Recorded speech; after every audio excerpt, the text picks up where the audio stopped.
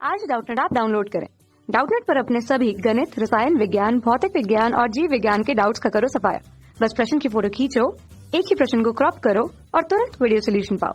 अभी डाउनलोड करें। Hello friend, question बोला कि उष्मा के प्रभावों के हमारे दैनिक जीवन से जुड़े कुछ उदाहरण बताइए। ठीक है, तो चलिए देखते हैं हमारे उष्मा के प्रभाव के कारण जो है क्या क्या हमारे दैनिक जीवन में उदाहरण हो सकते हैं। ठीक है, तो देखिए हमारा पहला उदाहरण क्या हो सकता है। पहला उदाहरण हो सकता है हमारा लोहे का गर्म होना। ठीक है, जैसे ही जो हम धूप में रखते हैं, धूप में लिखता है यहाँ पे, धूप में पड़ा लोहे का गर्म होना,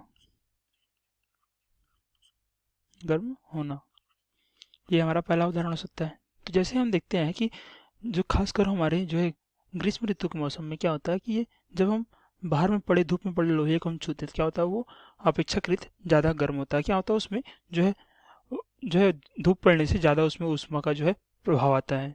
ठीक है, तो ये हमारा पहला जो है उदाहरण था। वहीं देखते हैं हम कि जब पानी को छूते हैं, ठीक है, धूप में पड़े पानी को छूते हैं तो अपेक्षाकृत लोहे से कम होता है। ठीक है, अपेक्षाकृत जो है लोहे से कम गर्म होता है। ये तुम्हारा पहला उदाहरण हो गया। देखते हैं अब दूसरा उदाहरण देखते हैं। यहाँ पे दूसरा उदाहरण हमारा क्या हो सकता है। दूसरा उदाहरण हो सकता है कि जैसे मैं यहाँ पे चित्र के समझाता हूँ आपको। दूसरा उदाहरण हो सकता है हमारा कि जैसे देखिए मान लीजिए यहाँ पे बर्नर है। ठीक है, बर्नर है, लोहे का हमारा क्या है, ये लोहे का हमारा कोई छड़ है और लोहे के छड़ के ऊपर क्या रखा हुआ, मोम जो रखा हुआ है। यहाँ पे क्या है हमारा, ये मोम रखा हुआ है, मोम रखा हुआ है। तो जैसे देखिए यहाँ पे हम यदि इस बर्नर को जलाएंगे तो क्या होगा, इस लोहे जो है, लोहे क्या होता है, लोहा एक हमारा कुछ सुचालक होता है। किसका, उष्मा का सुचालक होता है। ठीक है, सुचालक होता है किसका, उष्मा का सुचालक होता है। तो देखिए सुचालक होने के कारण क्या होता है, उष्मा के प्रभाव को रोकता नहीं और ये जो मोम जो ऊपर में पड़ी हुई है उसका क्या करता है, उसमें उष्मा जो है प्रवाहित करता है।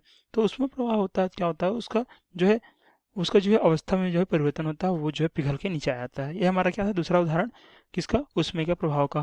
अब देखते हैं तीसरा उदाहरण हमारा क्या हो सकता है। तीसरा उदाहरण हमारा होगा कि जब देखते हैं कि जो नदी रहती है, ठीक है, ये हमारी क्या है, नदी है। नदी में जो पानी बह रही है, नदी में जो पानी भर रही है और बगल में क्या रहता है हमारा, रेत भी होता है। ठीक है, बगल में नदी है तो बगल में क्या होगा, रेत होगा। अब देखिए जो रेत होती है, जो रेत की जो तापमान होता है वो अपेक्षाकृत पानी से, हमारे नदी के पानी से कम होता है। ठीक है, ज़्यादा होता है रेत का तापमान और पानी का तापमान रेत की तुलना में कम होता है। तो देखिए इसमें क्या होता है कि जो है हमारी ये प्रवाहित होती रहती है और जो हमारा रेत है वहाँ पे, ठीक है, वहीं पे रुका हुआ होता है। तो क्या होता है, जब धूप की जो किरणें इसमें पड़ती है तो ऊष्मा जो है इसमें संचित हो जाती है, जबकि पानी में क्या होता है, पानी में वो ऊष्मा जो है संचित नहीं हो पाती, वो प्रवाहित होती रहती है। तो वो क्या होता है, स्थानांतरित होता रहता है। इसलिए जो है हमारा रेत का तापमान जो है हमारे पानी के तापमान से ज़्यादा होता है। तो ये हमारा 3 उदाहरण था किसका, दैनिक जीवन में ऊष्मा के प्रभाव का। ठीक है, तो ये हमारा जो प्रश्न है ये यहाँ पे समाप्त होता है। धन्यवाद।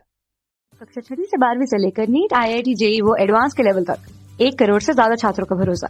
आज ही डाउनलोड करें डाउटनेट ऐप या व्हाट्सएप करें अपने सारे डाउट्स 8400 400 400 पर।